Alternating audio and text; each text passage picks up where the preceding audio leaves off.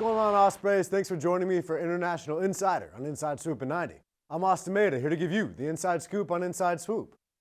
First up, Russian forces launched mass evacuations of civilians Wednesday from one of the first major cities that Russia seized in the invasion of Ukraine, the city of Kherson. Officials believe that this is an acknowledgement from Russian President Vladimir Putin that another battlefield defeat is unfolding. Ukraine's counteroffensive is bearing down on Kherson, a city of 250,000 people. The battle for Kherson is pivotal heading into winter, as cold and difficult conditions could largely freeze the movement of both sides' front lines until the spring. Next up, Iranian climber Elnaz Rakabi returned to Tehran Wednesday after competing in South Korea without wearing a hijab, the Islamic Republic's mandatory headscarf. The act is widely seen as support for anti-government demonstrators amid weeks of protest over the hijab.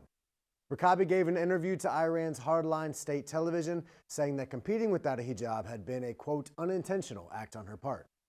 Supporters in Farsi language media outside of Iran have worried about Rakabi's safety after her return, as security forces have arrested demonstrators by the thousands. Finally, North Korea fired about 100 artillery shells toward the sea Wednesday in response to South Korea live firing drills at border areas as the rivals dial up tensions with weapons tests. The North Korean shells landed in the northern parts of the maritime buffer zones that the two nations created in 2018 in an attempt to reduce animosities.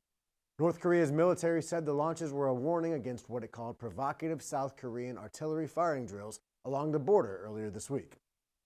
Well, Ospreys, thank you for tuning in to this edition of International Insider. I'm Austin Maida, and I'll see you next time.